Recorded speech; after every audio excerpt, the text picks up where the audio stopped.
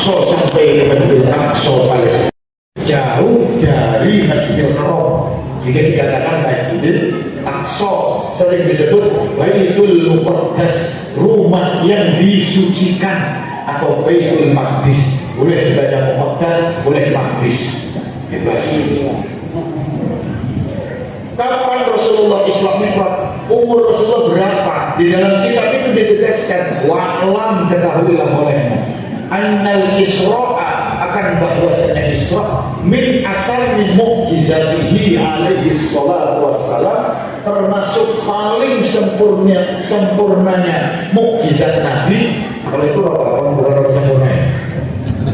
Bukan? Apa merek-merek? Amin. Wah, apel lagi. Mudah-mudahan yang hadir ini boleh dari sini apel. Bukan sempurna makanya. Kalau saya tadi mengucapkan kalimat sempurna, kalau berubah jadi sempurna, ini nak ada pakai sempurna. Kalau saya pokoknya Surya, Surya. Biar panitia dengar gitu mas. Kalau aku saya tak bisa. Batuk saya. Saya sampai pun batuk ya. Tapi dikasih alhamdulillah. Mukjizat yang paling sempurna di antaranya adalah Isra Mi'raj, kata Syekh Imam.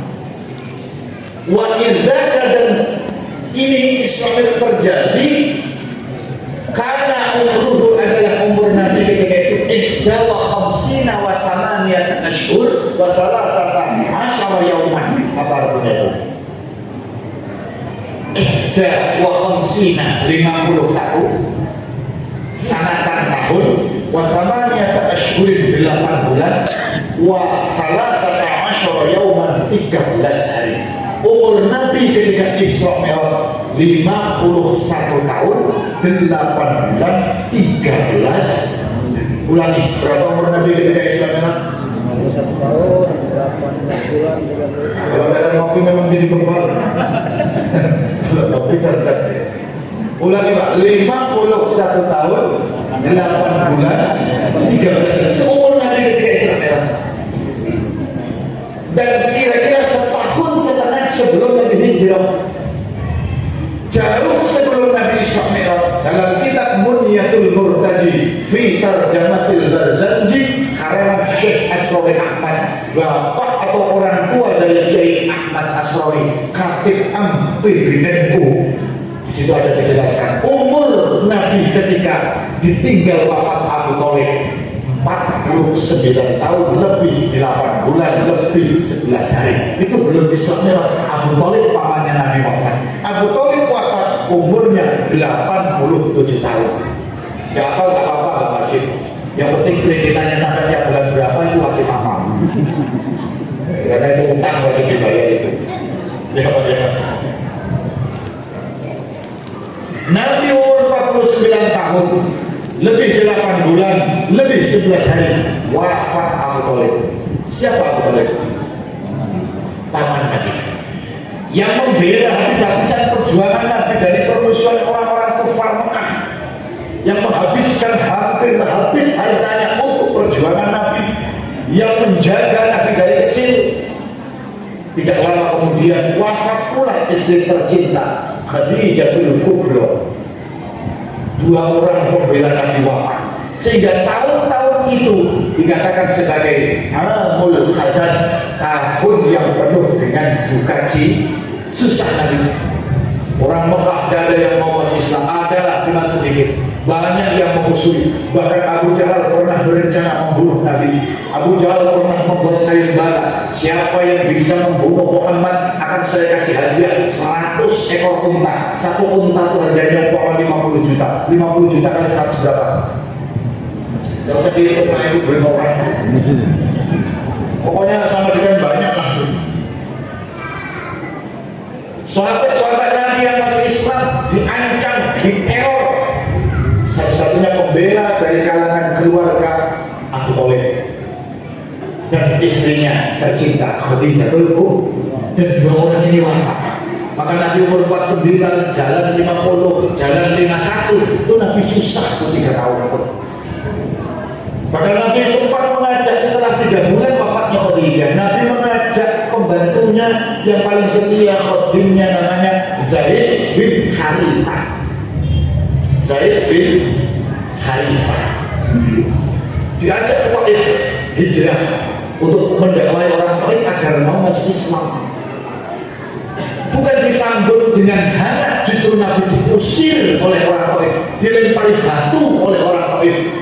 Ketika itu malaikat-malaikat penjaga gunung menawarkan diri kepada Rasulullah. Ya Rasulullah, lewat malaikat Jibril, itu malaikat penjaga gunung sudah siap menunggu komando dari panjenengan. Apa perintah dari Anda ya Rasulullah? Apakah harus dihancurkan orang Taif yang memusuhimu itu, yang mengusirmu itu ya Rasulullah? Rasulullah menjawab dalam Maulid Al-Barzanji ayat ke-13. Qala inni arju an yukhrijallahu min aslabihim man yatawalla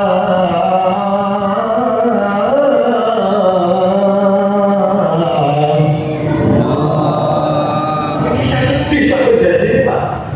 Maka Barzanji itu nggak ada omongan-omongan hancurnya, nggak ada, karena ini kisah-kisah perjalanan Kanjeng Nabi.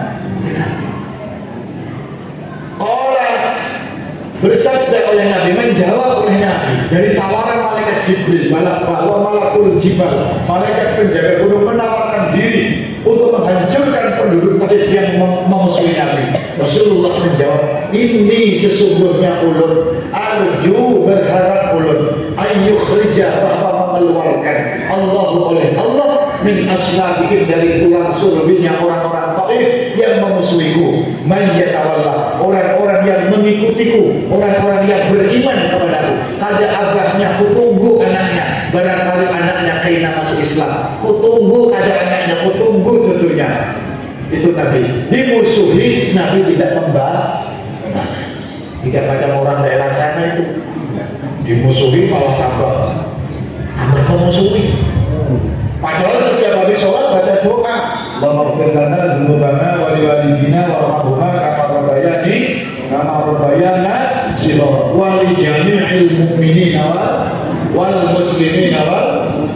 Habis sholat doanya minta semua orang Islam diampuni dosanya, tapi kalau ketemu sesama orang Islam ada ketakutan. Ini berarti orang alladzina hum minal babalin.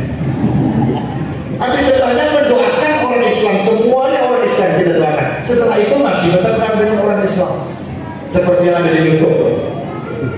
Ya, kita jangan ikut-ikutan. Yang ini menyalahkan yang sana menyalahkan yang sini. Entah mana yang benar. Jangan nggak usah ikut-ikutan. Betul. Kita ngurusi keluarga kita, ngurusi diri kita saja sulit kok kita ikut-ikutan. Dia memang yang itu, memang anu yang itu, tambah dosa kita. Jadi jangan ikut-ikutan yang ada di YouTube, yang ada di TikTok, menyalahkan sana, menyalahkan sini. Tahlilan kirim marwah itu nggak sampai, yang satu bilang sampai, ada yang bilang buktinya sampai apa? Buktinya nggak balik. Sampai pakai dalil nggak terima, ini pakai logika. Kenapa? Buktinya sampai mana? Buktinya nggak balik. Kalau nggak sampai kan balik.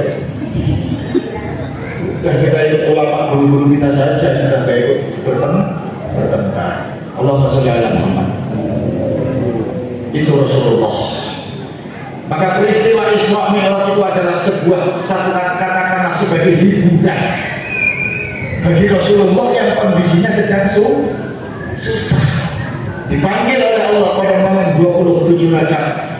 Ini dinukil dinas dalam Al-Quran surah Al-Isra yang insya Allah sahabat semua sudah hafal. Subhanalladzi asra bi'abdihi laila minal masjidil haram ilal masjidil aqsa alladzi barakna hawlahu linuriyahu min ayatina innahu huwas sami'ul basir. Itu sudah dinas dalam Quran. Tugas kita iman akan kejadian tersebut, bahwa benar Rasulullah dipanggil oleh Allah dengan izin Allah, ditemani malaikat Jibril dan Mikail, langsung bertemu Allah, naik ke langit ke-7 sampai Sidratul Muntaha, naik ke Mustawa, naik lagi ke Raf-Raf, naik lagi ke Arsy, satu tempat yang lebih tinggi lagi yang tidak ada orang pernah ke sana. Bahkan malaikat Jibril tidak bisa masuk, lalu bertemu dengan Allah, mendapat perintah sholat 50 kali sehari semalam, turun di langit ke-6 ketemu Nabi Musa, yang mana Nabi Musa adalah dari keturunan Bani Israel, umatnya adalah umat yang alladzina hum minal minyalin, Sehingga Nabi Musa itu selalu yang namanya orang Bani Israel. Tapi barokahnya Nabi Musa itu minta dispensasi kepada Allah. Ya Muhammad, dapat perintah apa dari Allah? Perintah salat 50 kali ya Musa. Apa kata Nabi Musa? Kepada Nabi Musa itu nabinya Bani Israel, jadi biasa protes. Irji ila rabbik, dalam tafsir Jalalain, irji ila rabbik fas'alhu tahfif fa inna ummataka la tutiqu dzalik. Ya Muhammad, irji ila rabbik, balik lagi, sowan lagi kepada Tuhanmu, kepada Allah. Fas'alhu tahfif, minta dispensasi sama Allah. Jangan 50. Fa inna ummataka, karena sesungguhnya umatmu orang paling beriman, termasuk umatnya Rasulullah. La tutiqu dzalik, kada sanggup sembahyang 50 kali sehari semalam. Itu Nabi Musa yang mengatakan, umatmu ya Rasulullah kada sanggup sholat 50 kali sehari semalam. Lalu Nabi balik, dikurangi lagi 45, atau Nabi Musa lagi disuruh balik lagi, bulat-bulat Nabi 9 kali dapat dispensasi 5 kali sehari semalam. Itu pun Nabi Musa masih mengusulkan kepada Rasulullah. Ini diabadikan dalam kitab tafsir Muhtabar. Irji ila rabbik fa inna ummataka la tutiqu dzalik. Bolehlah ya Nabi kepada Tuhanmu, minta lagi, jangan 5 sehari semalam, minta lagi kurang dari 5, karena umatmu tidak kuat sholat 5 kali sehari. Sudah aku coba umat-umat di zaman dulu, zamanku, kata Nabi Musa, tidak kuat ibadah, apalagi umatmu ya Muhammad, umatmu kecil-kecil orangnya. Nabi Musa itu tahu Pak, tingginya berapa? 6 meter Nabi Musa itu tingginya. Besar Nabi Musa Pak. Tingginya 12 ziro, 1 ziro 48 cm. Berarti kalau kira-kira kurang lebih dari 5 meter, hampir 6 meter. Nabi Adam tinggi lagi. Nabi Adam itu dalam kitab Syarah berjanji, kata Syekh Nawawi, tingginya Nabi Adam itu wakana tuluhu sittina dhira'an bidhira'il adamiyyi 'alal muqtamad. Nabi Adam itu tingginya 60 dhira' dengan dhira'nya manusia standar menurut pendapat yang sahih. 48 cm kali 60 itu berapa itu? Sama dengan tinggi sekali. Kira-kira 28 meter tingginya Nabi Adam itu. Jadi sampai yang tinggi cuma 2 meter itu nggak ada apa-apanya dibanding Nabi-Nabi dulu.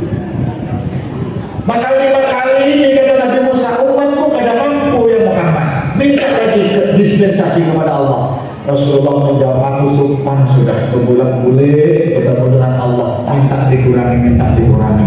Ternyata usulan Nabi Musa itu ada 2 benarnya. Banyak orang yang sudah mulai kada sanggup sembahyang 5 kali sehari. Ada yang 3, ada Pak? Ada yang 2 kali cuma, ada Pak? Ada yang cuma maghrib cuma, ada Pak? Ada yang seminggu sekali Jumatan cuma, ada Pak? Ada yang setahun sekali sholat Id cuma, ada Bu? Apa-apa yang penting Islam. Insya Allah kalau Islam masuk surga, kamu di atas kapan mungkin makin anak dulu, pokoknya gosok dulu lah. Asal masih Islam masih alhamdulillah. Tapi momen Isra Mi'raj kita adakan ini untuk apa? Untuk mengingatkan betapa pentingnya perintah sembahyang. Iman itu kuncinya. Kalau orang nggak iman, ya nggak sembahyang itu karena nggak iman. Memang iman itu yazidu wa yanqus. Iman itu kadang pasang, kadang kalau sudah pasang itu luber-luber. Duha, tahajud, tarawih, full, tasbih, semua dilakukan itu pas lagi pasang. Wajib semua ibadah dilakukan. Di jalan sambil baca sholat, dimanapun baca, pokoknya zikir terus. Pas lagi pasang, pas utang banyak pada saja tadi. Itu berkurang di iman. Maka mari dengan peringatan Isra wal Mi'raj tambah iman, bertambah iman. Kalau iman kita bertambah, maka insya Allah ibadah kita semangat. Amin Allahumma. Dulu ada cerita berhubungan dengan keyakinan. Ya karena dalam nazam jurumiyah kan dikatakan kalau santri itu paham itu. Idil fata asbaqti qadiru fi wa kullu man lam yantafi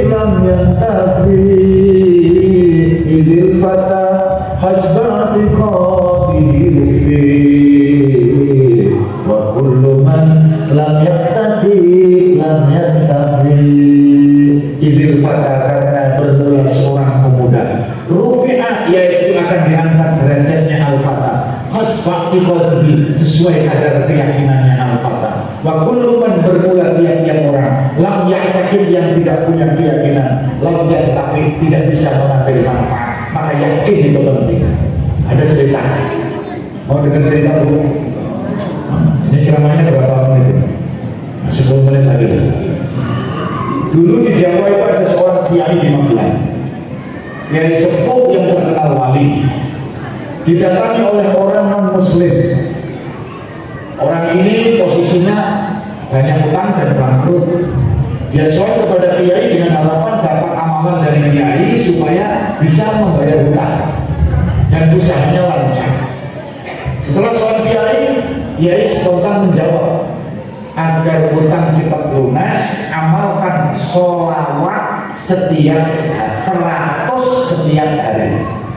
Baca sholawat 100 setiap, bahasa Jawanya sholawat 100 setiap hari.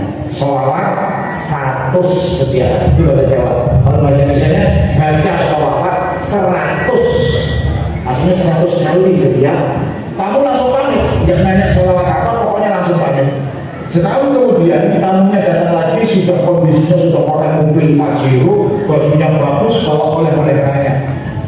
Ditanya sama Mbak Yai, kamu sudah sugih sekarang? Alhamdulillah Mbak Yai, berkat amalan dari Mbak Yai. Kita ada orang muslim Pak. Amalan apa? Amalan supaya utang lunas. Mbak Yai dulu pernah mengijazah saya agar saya mengamalkan membaca sholawat 100 setiap hari. Kamu amalkan, saya amalkan Mbak Yai. Setahun cuma Allah utang lunas. Sholawat apa? Ya sholawat 100 ya. Terus kamu bacanya gimana? Ya pokoknya saya baca setiap kali saya baca sholawat 100, sholawat 100, sholawat 100. Wah ini parah. Mbak Yai pun ketawa, kok bisa ya? Dia karena yakin. Ya coba-coba, insya Allah itu nggak makbul. Kalau nggak yakin nggak makbul. Ini namanya keyakinan. Dibarokati yakin tadi makbul. Tapi ini tidak untuk diamalkan. Ini untuk memancing supaya sampai tambah yakin. Tambah yakin. Ada lagi banyak cerita-cerita tentang berhubungan dengan keyakinan. Syekhona Khalil Bangkalan itu punya santri, kerjaannya itu mengurusi sendalnya guru tadi. Bila Bayu Khalil naik masjid, sendalnya di tak sudah saya hilang paling. Bila sendal kiai itu naik masjid, sendalnya dibenerin, pokoknya disingkirkan lah supaya tidak hilang. Saya pernah lupa balik ceramah sendal hilang, saya pernah sekali. Mudah-mudahan itu yang terakhir kalinya itu. Tapi kalau di sini hilang juga ya panitianya saya tuntut ya. Sendal saya itu gambarnya gambar buaya masalahnya. Itu harganya itu mending itu. Suatu ketika santri ini terkenal bebal, ngaji nggak bisa-bisa. Sampai sama Mbak Yai diajari matematika pun nggak bisa. Bisanya cuma Bismillahirrahmanirrahim. Sampai suatu ketika ditanya sama Mbak Yai, petik 10 mati siji kali piro? Petik itu ayam, 10 mati 1 itu tinggal berapa? Itu saking bebannya santri itu nggak bisa jawab. Apalagi ngaji, matematika aja nggak bisa.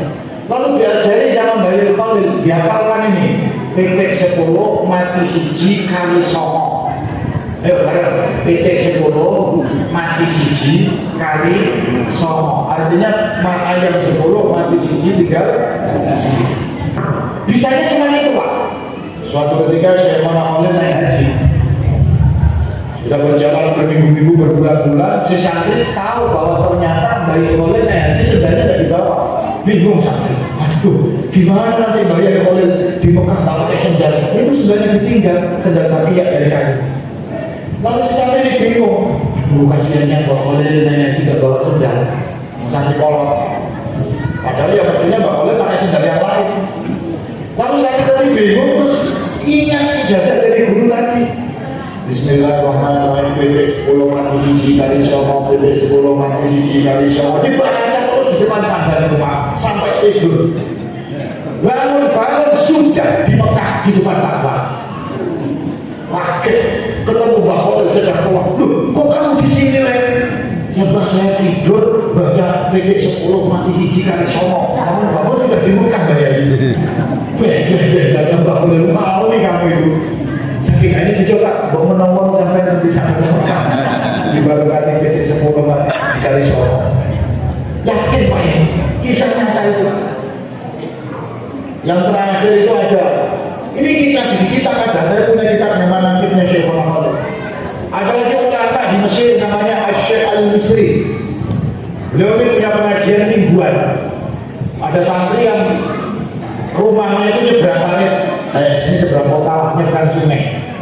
Ini santri kawam namanya. Ini kadang ngaji, kadang tidak.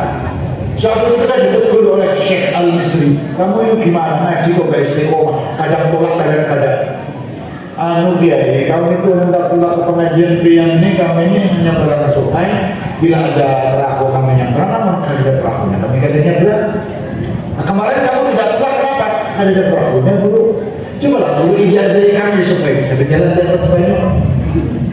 Kata Mbah Yai tadi Syekh Al-Misri saking emosi sebenarnya. Bismillah aja cukup itu. Yakin santrinya, Bismillah cukup itu. Wali itu sudah ada perahu gak dipakai, pokoknya Bismillahirrahmanirrahim. Lu jalan di atas banyak. Coba-coba nanti Pak. Insya Allah bilang. Ini kisah nyata. Bismillahirrahmanirrahim. Bisa berjalan di atas banyak. Itu orang dulu tuh. Karena ya, kami ingat nenek kami kan tinggal di Sungai Gebar seberang lainnya kami. Kami tinggal di sana. Nenek kami itu kami ingat masih halus. Ini ada orang belajar kan? Lantas wajahnya bercahaya. Jadi nenek kami itu kalau kami sakit paru itu biasanya nenek kami itu mengambil minyak lampur diolesakan di pusat sambil baca apa? Dan banyak bacanya Bismillahirrahmanirrahim. Antok. Baik antok itu baik bahasa Jawa. Itu langsung. Kan disuruh ke dokter kan? Ya kamu sakit paru kan ada dokter kan? Minyak lampu cuma pakai bis.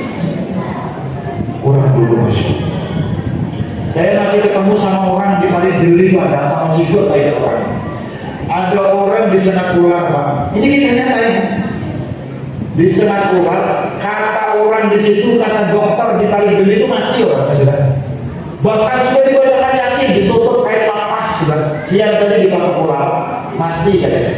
Datang orang Banjar, orangnya Tuhan.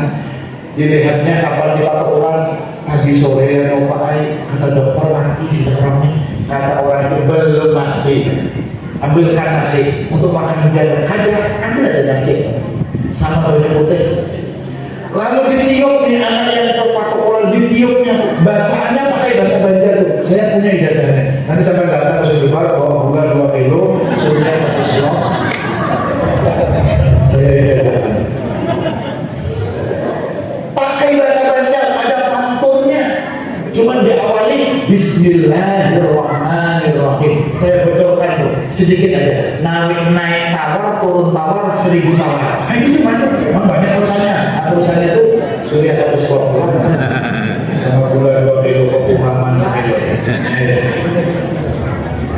Aku pikir ya Allah, cuma pantun bisa bangun anak dari depan. Tengah malam tuh bangunnya makannya mati.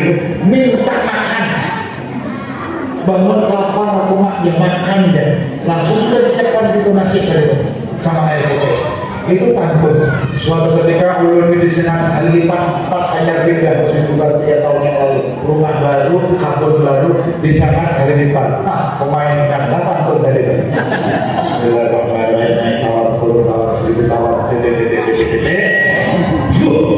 Alhamdulillah. Apa gak kaya? Canang dari Yesus. Nama tidak terlalu ya.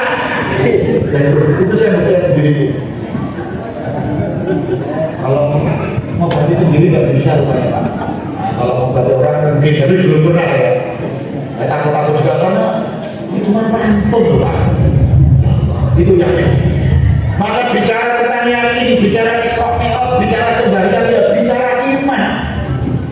Orang itu kalau iman dalam kondisi apapun, sesusah apapun, sesulit apapun, bahkan garing orangnya tetap Imran bin Husain, sahabat Nabi, lumpuh 30 tahun, kada hingkat berjalan, kada hingkat bergerak, makan di tempat, minum di tempat, lumpuh 3 tahun, 5 waktu kada suatu tinggal. Orang di daerah saya, daerah mana Pak? Saya gitu, daerah saya, daerah mana Pak? Nah, jadi kita pada tahu daerah saya semua. Itu minik sedikit tidak Jumatan Bu. Orang daerah mana? Saya. Kamu yang ngomong Sumber bahaya. Jangan di kampung ya. Orang daerah saya. Kenapa daerah Jumatan? Anu dari minik ke mana? Sekali masuk ada di warung kopi orangnya. Astagfirullahaladzim. Itulah karena iman tadi bisa pasang bisa so. Buka dalam kitab Mabadi Ilmu Fikih. Bu, halaman lupa saya halamannya itu. Pokoknya bab sholat Jumat itu. Buka dalam kitab Mabadi Ilmu Fikih 1, 2, 3 karangan Syekh Jarmani Al-Alawi Al-Banjari. Itu diajarkan di pondok pesantren. Di situ ditegaskan sholat fardu yang paling afdol itu sholat Jumat. Ibu-ibu dengar ya Bu ya. Sholat fardu yang paling afdol sholat Jumat, kata Sidin dalam kitab. Maka dosa yang paling ganal, kata Sidin, meninggalkan sholat Jumat. Dengarkan ibu-ibu. Dosa paling besar meninggalkan sholat apa Bu? Yang kuat. Ini orang sudah nggak kurang Jumatan semua itu yang belakang. Perempuan kan nggak Jumatan ya. Dosa paling besar itu apa Bu? Meninggalkan sholat. Jadi bila ada orang ada Jumatan sementara dia punya bininya membiarkan, kira-kira bininya dapat dosa juga atau tidak? Paham. Apa suami gue dibiarkan? Entah dia loh, urusan dia bilang sama aku. Bini macam apa itu? Setengah 12 sudah hari sudah Jumatnya, hari Jumat jam setengah 12. Ingatkan suami bangun makan bang, kopi sudah pulangkan, surya sudah kukarakan, siap-siap lagi bang Jumatan. Insya Allah pulang Pak. Pulanglah ada surya kopi di siapa. Ini malah tidak dibangunkan. Mulai besok hari Jumat jam setengah 12 suami-suaminya Bu ya. Maaf nih yang jaga-jaga, minta maaf nih. Jaga-jaga suami. Bu jangan membangunkan suami tetangga ya. Bangunkan suaminya Pak hari Jumat, jangan tinggalkan Jumat sebab pahala oleh ganal adalah sembahyang. Maka dikatakan dalam kitab fikih itu, dalam kitab Asy-Syafi'an itu Talibin karya Said Abi Bakar bin Muhammad Syafaq. Sholat Jumat itu Pak, hajinya orang melarang. Sampai melarang apa suke? Melarang apa suke? Suke kok gak naik haji? Orang suke wajib haji. Orang melarang tidak haji karena dia marah, maka ketika dia berangkat sholat Jumat, pahalanya seperti pahala haji. Seperti itu tidak sama, cuma mirip-mirip itu. Lumayan kan? Pahalanya orang melarang yang sholat Jumat seperti pahalanya orang suki yang naik haji. Lumayan Pak, jadi orang melarang tiap minggu naik haji. Betul ya? Mudah-mudahan kita semua diberikan oleh Allah sehat panjang umur. Mudah-mudahan anak keturunan kita semuanya dijadikan anak keturunan yang ahli sembahyang. Demikian yang dapat saya sampaikan. Saya akhiri dengan pantun jalan-jalan ke Parit 2. Jalan-jalan ke Parit 2. Jangan lupa ke Parit Gumpung. Niat hati berbini 2. Tapi istri kada mendukung. Jalan-jalan ke Kampung Baru. Jangan lupa ke Pangkal Buri. Mentang-mentang bajunya baru, jadi orang jangan sombong-sombong. Wallahul muwaffiq ila aqwamit thoriq. Assalamualaikum warahmatullahi wabarakatuh.